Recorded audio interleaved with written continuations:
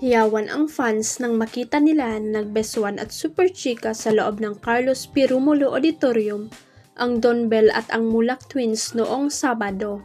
Ang lakas nga raw maka-good vibes na makita ang mga young star na walang dedmang eksena. Nakaupo na kasi sina Andres at Atasha Mulak sa pangalawang row ng loob ng auditorium nang dumating sina Donnie Pangilinan at Bel Mariano. Tumayo pa ang mga anak ni Aga Mulak at Charlene Gonzalez nang lumapit sa kanila ang Don Bell. Magkakatabi kasi ang mga upuan nila, sina Atasha at Andres ang tinanghal na most promising actor and actress at ang Don Bell naman ang nanalong Prince and Princess of Philippine Entertainment sa 2025 Box Office Entertainment Awards. Bibihirang makitang magkasama ang apat kaya tutok na tutok ang mga mata ng fans sa kanila. Aliw na aliw nga silang panoorin ang pagchichika ni Bell at Atasha.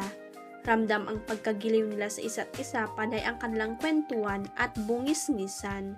Komento nga ng netizen, parang ang sarap daw lumapit sa upuan ng dalawang girls at maki-herbs drop sa kanilang chismisan.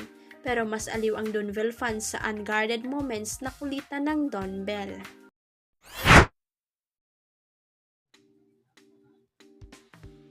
Marami ang natouch sa Instagram post ni Dingdong Dantes kung saan kitang magkahawak kamay ang mga anak nila ni Marian Rivera na sina Sia at Sixto.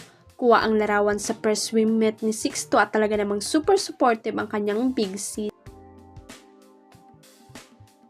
She usually can stay in one place for even an hour but for her little brother, she stayed 6, sabi ni Dong sa post niya. Cheering him on, passing down what she's learned and showing a kind of love only siblings truly understand. Syempre, for the puri rin si Marian sa dalawa.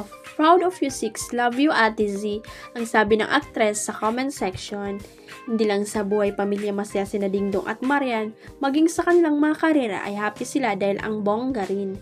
Nung Sabado nga ay panalong Film Actress of the Year si Marian sa 2025 edition ng Guillermo Box Office Awards.